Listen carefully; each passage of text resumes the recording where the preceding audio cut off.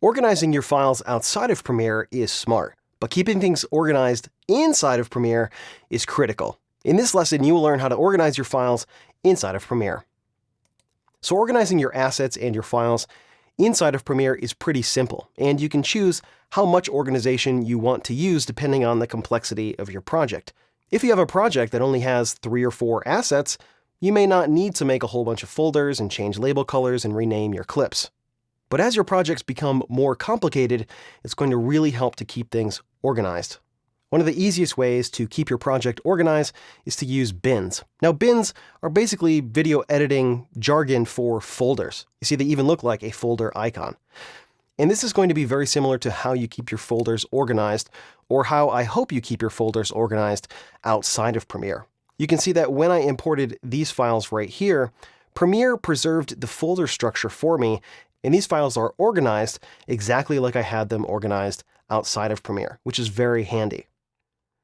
When you're importing things from the media browser, that doesn't always happen. If you have to go in and grab those MTS files like we talked about, they are not going to come in that folder structure. They're just going to be imported into the project panel as files. Now, if you have a particular folder selected, if I create a new folder here and I call this C100, and I go to the media browser, and I select a folder that has some footage from my Canon C100.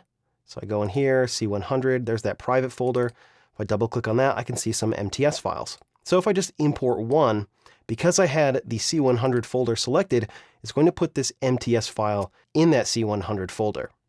Otherwise, if I had nothing selected and I went and imported that file, it's not going to put that MTS file in a folder. Now, this can get very confusing when you have multiple shots from multiple cameras and you have the same exact file names. So if I was shooting with 2 Canon C100s, they would both have the first files listed as 00000.mts. And that could get very confusing. So making folders and putting those files into folders is a very easy way to keep your projects organized. I'm just going to undo that last import, because I don't need 2 versions of that file in there. Oftentimes, if I have more than one folder with video assets in them, I will create another folder called something like footage, and then I'll take these folders and put them inside the footage folder. And that way, when I collapse everything down, it's much neater and it's much tidier, and everything is nice and organized. I also like to create folders for other types of media. So another way you can create a folder is to just drag the files right onto the new bin button.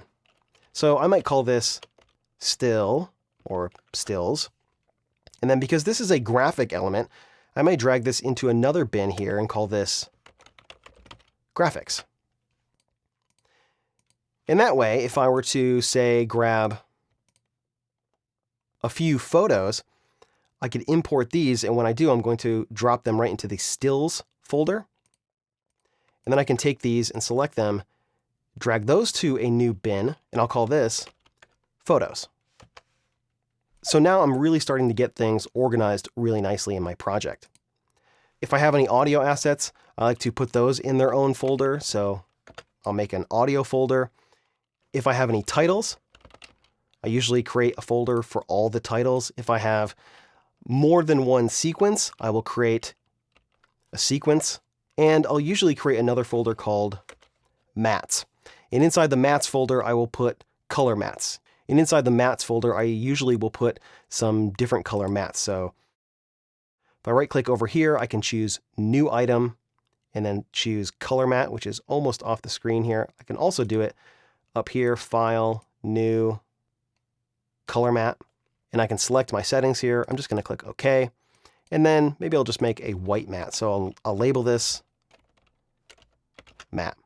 And I'll put that white mat in my mats folder. And for me, using these bins really helps to keep my projects organized. Now, another way you can keep your project organized is by renaming your assets. If I look in my footage folder and I go down in the Cheryl Cookie instructional assets, you'll see that all of these clips here are already named. And that's because these are not the original files from the camera. So to make the files a little bit easier to work with, what I did is I took the raw camera files and then I edited some shorter clips from them so that we would have something to work with in this course. When I exported those files, I went ahead and named them appropriately so that we could keep track of what files we were using. Normally, you're going to be working with raw camera files, and they're not going to have these nice names. They're going to have, the strange manufacturer names like 00000.mts or MVI_1957.mov. Just like you find with this file right here. But the problem is when you get a bunch of these files, it can be hard to know which of the files contain what footage. So one of the ways that you can make that a little bit easier is just to rename the items or the assets in your project. I'm going to double click on this clip and I can see that this file here is a shot of a table with some photo stuff on it. So if I want to keep this organized, what I would do is click on the clip and then click over here on the name, and now I can rename this. So I may rename this clip table with photo stuff _00000.mts. Alternatively, I could just name this table with photo stuff, and that's fine too. That's not going to affect the actual file. In fact, if I wanted to find where this file was located, what I could do is right-click on it, and then right up here, there's an option to reveal in Explorer. And when I do, it's going to pull that file up, and I see it's right here. So renaming the clips and renaming the assets in your project is a great way to keep things organized. This also helps with photos as well. You can see I have 3 photos that I imported here that are named 7D photo _img _4946.jpg. Not super helpful. So I could rename this to something like men's shoes, gray background.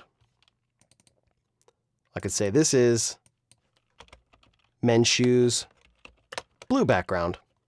And finally, I could say that this is men's shoe profile.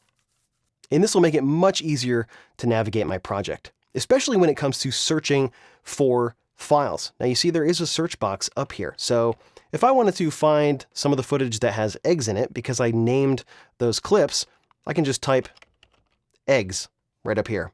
And now I can see these 2 clips are labeled adding the eggs. If I want to find some of the shoes, just type in shoe, and now I can find those files. So very easy to find files, and it works especially well if you go ahead and rename your clips. Another way you can help keep your project organized is to change the color of the labels. So you can see if I go back into this footage folder here, and I open up these 2 folders, you can see I have a bunch of clips that are under the wide bin here, and a bunch of clips that are under the cutaway bin. And over here, all of these are labeled blue. Well, when I'm editing, to make it easier for my eye, I could select these files, and I can right-click over here and change the label color to something like violet. Now when these appear on the timeline, they will be violet, and they'll be easier to distinguish with the cutaway shots. So using bins, renaming your clips so you can find them easily and search for them, and changing your label colors are 3 very easy and basic ways to keep your projects organized.